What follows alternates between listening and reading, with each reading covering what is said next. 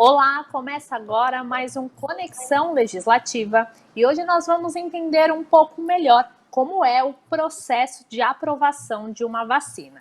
E para me ajudar nesse bate-papo e explicar mais sobre esse tema, eu recebo o Dr. Eduardo Alexandrino, que é presidente do Departamento Científico de Infectologia da APM, que é a Associação Paulista de Medicina. Doutor Eduardo, seja muito bem-vindo ao nosso programa e muito obrigada por aceitar o convite.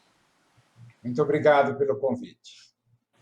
Doutor Eduardo, neste momento, muito se fala sobre as vacinas, Tem uma grande expectativa das pessoas pela imunização. A gente já vê aí alguns profissionais de saúde sendo vacinados. Então, esse é o assunto do momento e deve aí percorrer todo o ano de 2021.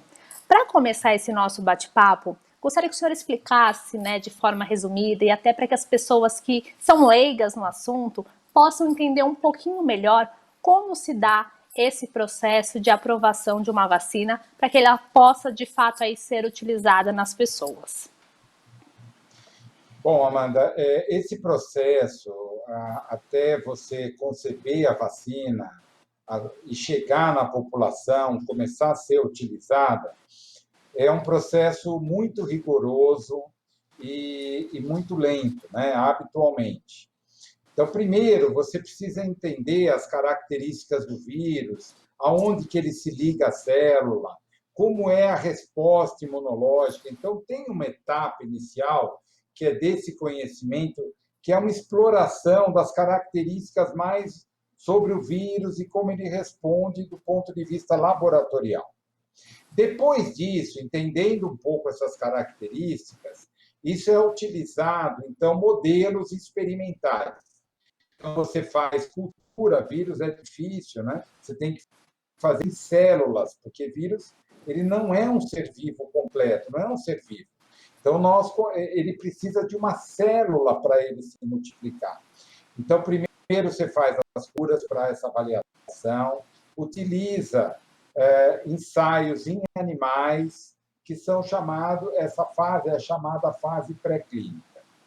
Depois, dando tudo certo, quer dizer, você não matou o animalzinho lá, não deu uma reação adversa grave, a célula funcionou direitinho, o vírus conseguiu se multiplicar ou conseguiu inibir a multiplicação do vírus, você vai para uma chamada a fase clínica.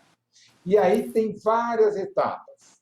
Tem uma etapa que é chamada fase 1, no qual você pega um conjunto de voluntários sadios, então aí pessoas, sadias, habitualmente homens, porque como mulheres podem eventualmente estar grávidas, mas você precisa ter esse cuidado.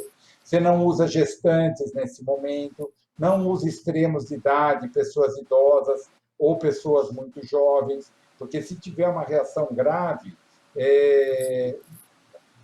o ideal é que seja um indivíduo saudável, jovem, com vida ativa. Então, geralmente, você pega uma idade acima de 18 anos, no máximo até 60 anos. Então, é um conjunto pequeno, geralmente 10, 20 voluntários. Depois desse período, aplicou a vacina, não teve nenhuma reação grave, não teve nenhum evento, vamos partir para uma população maior. Aí você pega, que é o chamado de fase 2. Então, pegamos aí uma população de uma centena de indivíduos em geral, mas ainda uma população pequena, aplicamos a vacina, avaliamos segurança ainda estamos numa fase de avaliar se a vacina é segura. A partir daí, ver se ela já desenvolve anticorpos, então, colhe o sangue desses voluntários, ver se a vacina teve algum efeito do ponto de vista de produzir alguma imunidade, a produção de anticorpos. Foi tudo bem? Aí parte-se para uma chamada fase 3. Essa etapa, aí você quer avaliar se a vacina é eficaz ou não. Isto é, se ela protege contra a doença. Então, você vacina uma população, já aí milhares de pessoas envolvidas, já não é um grupo pequeno, é um grupo maior. Então, vacina uma população com a vacina mesmo, a vacina verdadeira, que você já viu que dose seria necessário, que ela realmente é uma vacina segura. E no outro grupo, você não aplica a vacina, você aplica uma coisa chamada placebo.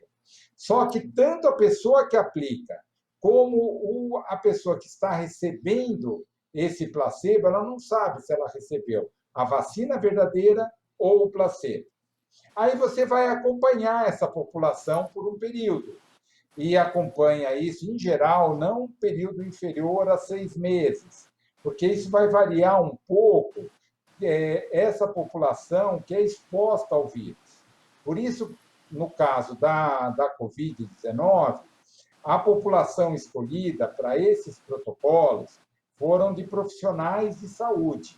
Por quê? Porque a população mais envolvida em termos de possibilidade de adquirir a infecção, mais exposta ao vírus.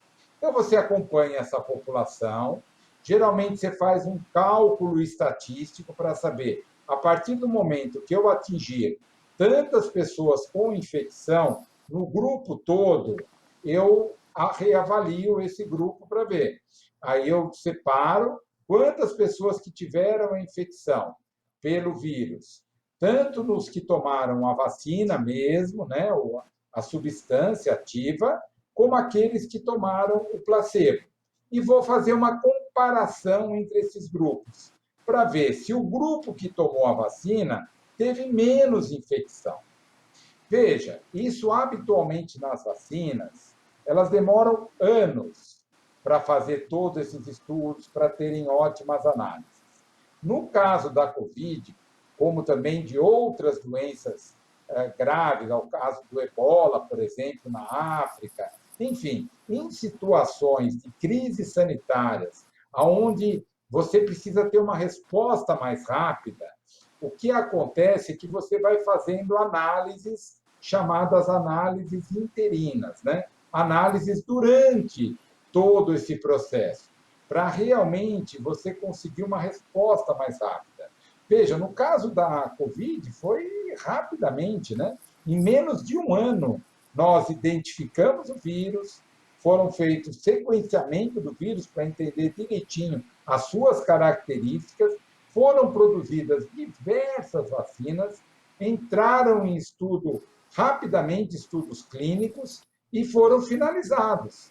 Aqui no Brasil, 2 grandes estudos clínicos foram aprovados de forma emergencial, que foi a vacina Coronavac, né, que é uma vacina de vírus inativado, né, entre aspas, bem entre aspas, morto, né, porque o vírus não é um ser vivo, mas é um vírus inativado, ele é inativado pelo calor, por substância química, e também uma outra vacina, que é a vacina de Oxford, né, que é a chamada Chadox, que tem outra característica, né, que você introduz uma proteína do vírus, chamada spike, que é a proteína que se liga à célula, para que você produza anticorpos contra essa proteína.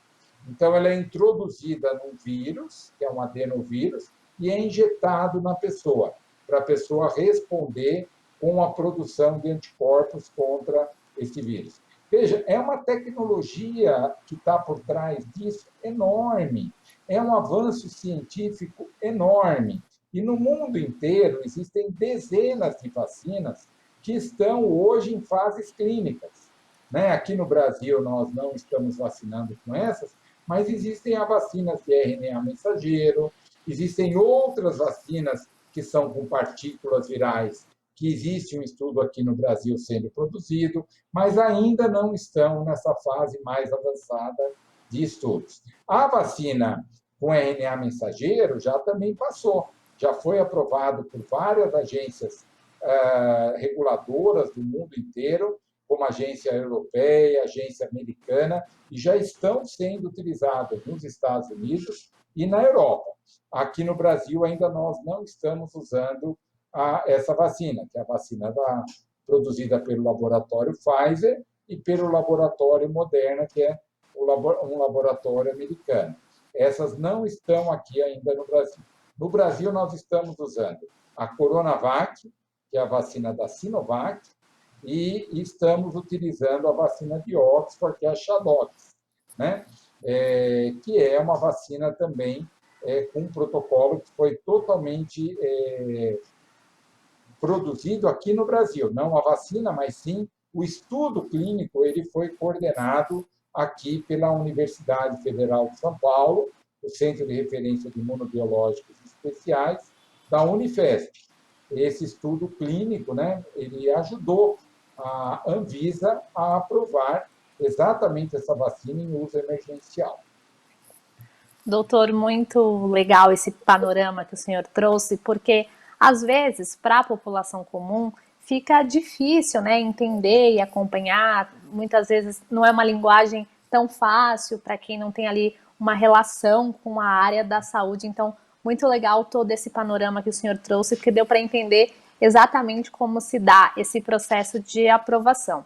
E pegando o gancho numa questão que o senhor citou, né, sobre ser um processo rígido, né, um processo que segue normas. Então, gostaria que o senhor falasse um pouquinho mais, porque o que a gente escuta, às vezes, as pessoas falando sobre a segurança dessas vacinas. Então, gostaria que o senhor falasse, né, sobre essa questão da segurança e também sobre o modo como esse processo de aprovação é feito claramente para garantir que seja colocada aí à disposição da população um produto seguro e que realmente seja eficaz.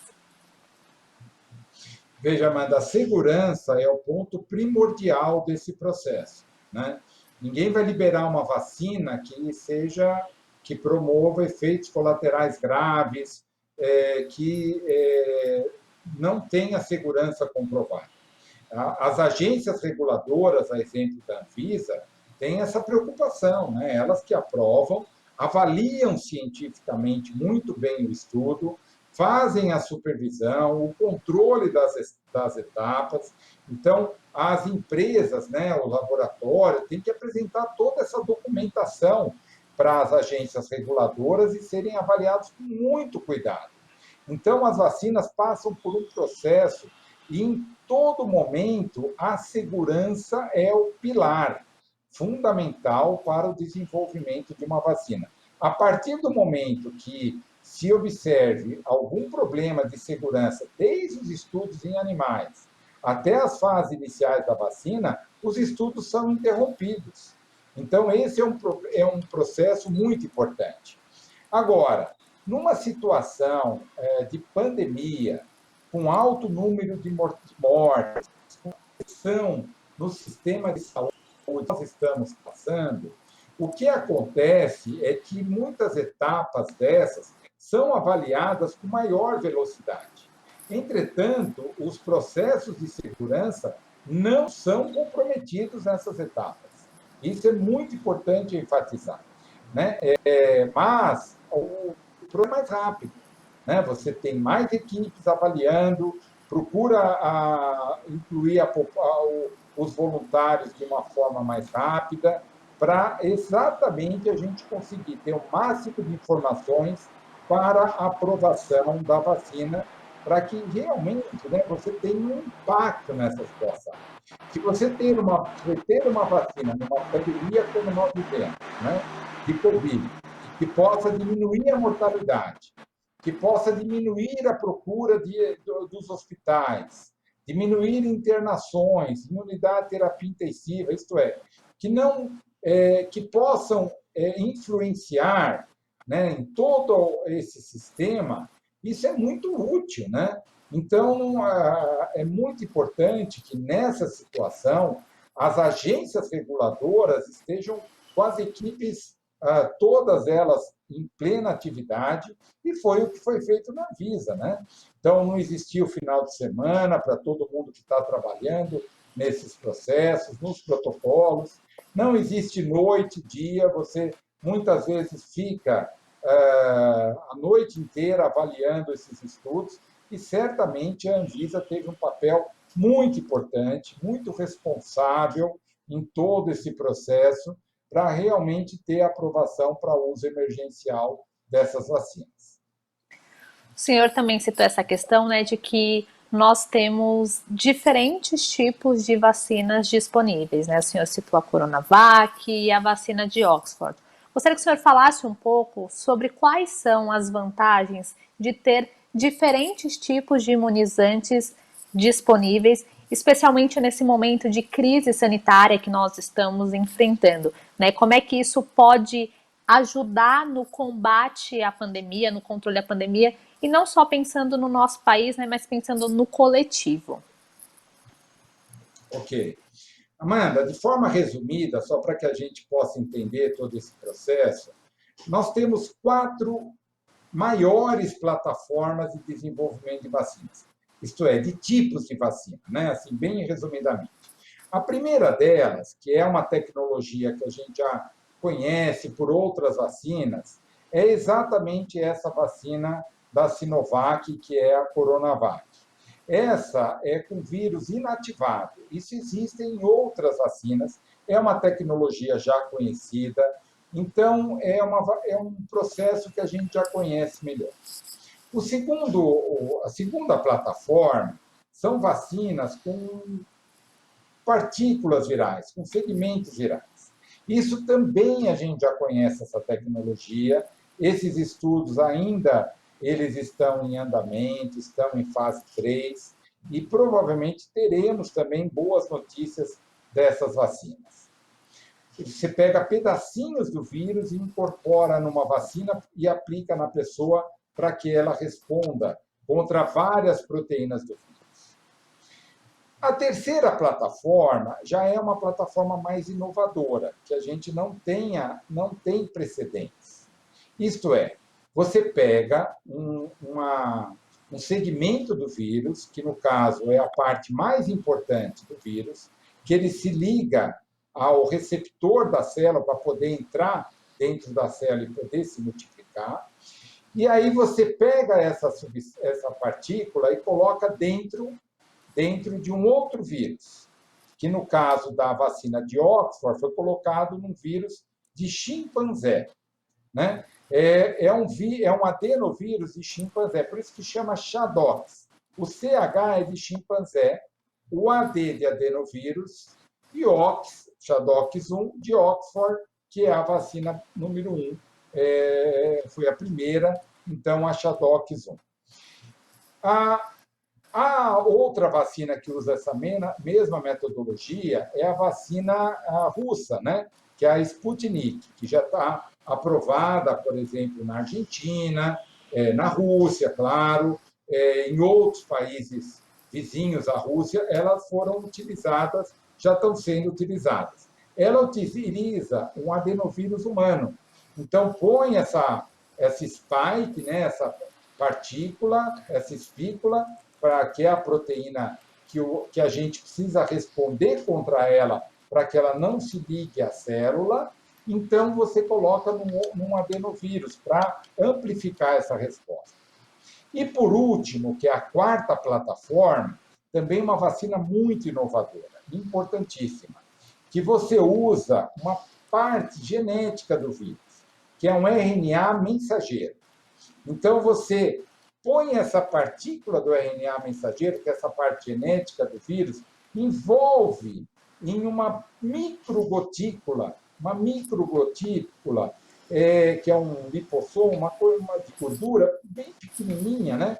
E você envolve esse RNA mensageiro para aplicar na pessoa. Aí esse RNA mensageiro vai entrar dentro de uma célula, está envolto nessa partícula de gordura bem pequenininha, e aí a célula vai reconhecer esse RNA mensageiro começa a produzir o spike, essa proteína do vírus, quer dizer, não é o vírus todo, é só essa proteína, começa a produzir e teu organismo vai reagir contra essa proteína estranha.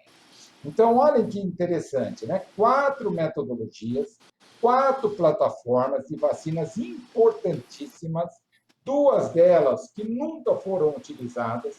Então, é um avanço científico enorme, graças à ciência, graças à tecnologia. Temos os cientistas envolvidos, debruçados nisso, e principalmente financiamento, né, para que isso pudesse ser concluído. Com isso, né, essa tecnologia também será utilizada para outras vacinas. Então, é um avanço científico enorme, né, que infelizmente, né, estamos dentro dessa pandemia, mas, de um outro lado, tem esse lado positivo desse avanço científico enorme e rápido, né? Muito rápido. Em alguns meses, a gente já conseguiu produzir essas vacinas com alta tecnologia. Doutor, a gente percebe, né, uma grande expectativa pela chegada da vacina e agora que elas começam a ser disponibilizadas mais ainda, né? Ver os profissionais de saúde já recebendo a vacina, querendo ou não, traz essa expectativa e essa esperança para a população. Então, eu gostaria que o senhor explicasse um pouco para a gente por que a vacina é tão importante no combate à pandemia, né? Todo mundo quer ter uma rotina mais próxima do normal, vamos dizer assim, né? E que, infelizmente, com a pandemia isso foi interrompido. Então, gostaria que o senhor falasse, né, da contribuição que a vacina traz para conter realmente os números da pandemia e para que a gente aí possa ir retornando aos poucos a nossa rotina de antes. Veja, Amanda, o primeiro ponto importante, né, das vacinas que você já ressaltou, todas essas 4 plataformas que estão já em desenvolvimento, ensaios clínicos já bem adiantados, muitas delas já concluídos, todas elas se mostraram muito seguras, né? São vacinas que a população pode tomar com muita segurança. A outra é que, assim, o que a gente espera com uma vacina? A gente espera que previna a doença, né? Você tomou a vacina, não tem a doença. Mas não é bem assim, isso tudo foi feito muito rápido, né? Então, algumas dessas vacinas foram aplicadas em populações muito diferentes, né? E a gente teve resultados um pouco diferentes nisso. Né? Você pega a Coronavac, por exemplo, nós tivemos resultados em algumas populações muito elevados na prevenção da doença, né, que é chamado eficácia. No Brasil, o estudo da Coronavac, que é essa que está hoje já sendo aplicada, né, em uma escala um pouco maior, em profissionais da área da saúde, principalmente, né, nessa primeira etapa, elas mostraram uma eficácia para prevenção da doença em torno de 50%, que foi de 50,39%, quer dizer, em torno de 50%. Quer dizer, 1 em cada 2 que tomam a vacina não tem a infecção, conseguem bloquear a infecção e que você consegue se prevenir. É a eficácia da vacina. Estudos semelhantes foram feitos na Turquia com eficácia acima de 90%. Na Indonésia, deu-se em torno de 61%. Enfim, porque isso varia de população, varia da exposição ao vírus. Aqui no Brasil, foi feito numa população de profissionais de saúde, muito expostos ao vírus. Então, você tem, muitas vezes, alguma diferença dependendo da população que foi aplicada essa vacina e o tipo de exposição que ela foi submetida. Entretanto, o que mostrou a Coronavac? Isso é importante também nas vacinas. Às vezes não é só a prevenção da doença, e sim o indivíduo que foi vacinado ser, entre aspas, ou ter uma menor chance de evolução para formas graves da doença. E isso foi fantástico. Né? A vacina Coronavac mostrou 78% de prevenção para casos leves de coronavírus. Quer dizer, os indivíduos que tomaram a Coronavac tiveram a infecção, mas evoluíram com quadros leves. E nenhum caso do grupo vacinado evoluiu para ser internado em UTI, para ser casos mais graves da doença. Então, ela mostrou, pelo menos no estudo inicial, veja, um estudo que tem uma casuística ainda não muito grande, né? Foram em torno de 13.600 profissionais. É uma casuística muito boa, mas agora a gente vai ver isso em maior escala. Mas o que mostrou o estudo é que nenhum caso que tomou a vacina de verdade, a vacina mesmo, né, que estava no grupo vacina e não no grupo placebo, esse grupo que tomou a vacina, nenhum evoluiu com uma forma grave a ser internado, por exemplo, em unidade de terapia intensiva. Diferente do grupo que tomou o placebo, que teve alguns casos que evoluíram com formas mais graves. E é isso que permite a comparação desses dois grupos para chegar a essas conclusões. O grupo que eu mostrei no início, que a gente explicou no início, grupo vacinado com a substância ativa e o grupo placebo que tomou uma substância que não era ativa, que não tinha vírus, que não promovia a resposta imune. Então, essas vacinas, todas elas, né, não só a Coronavac, mostraram-se, primeiro, segurança. Né? A população pode ficar tranquila em relação à sua utilização. Dois, mesmo nas vacinas que às vezes não demonstraram uma eficácia muito elevada, mostraram que são importantes para diminuir a chance de você evoluir para formas mais graves da doença. Isso se mostrou tanto com a Coronavac, também a vacina de Oxford foi muito segura e também uma taxa de prevenção de doença, de eficácia alta, muito interessante. Da mesma forma, as vacinas com RNA mensageiro, da Pfizer e a Moderna, também mostraram eficácia muito significativas, acima de 90%. Então, todas essas vacinas têm se mostrado, primeiro, que são eficientes e são muito seguras. Então, que venham vacinas para a nossa população brasileira, para a população de São Paulo, porque estamos precisando, seja a Coronavac, seja a vacina de Oxford, seja as vacinas da Pfizer, da Moderna. Claro que cada uma delas tem algumas características.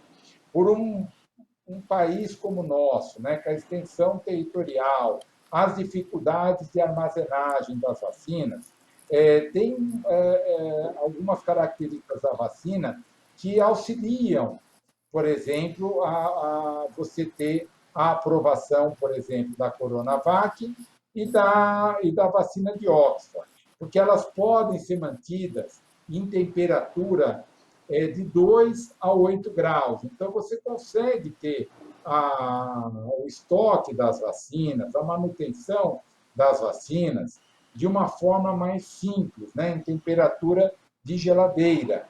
Claro, são câmaras de. As vacinas, quando são estocadas por tempo maior, elas precisam de câmaras de refrigeração, né? Mas, de toda forma, para o transporte, tudo, facilita muito essas duas vacinas para o território nacional, que foi a opção do Ministério da Saúde até o momento.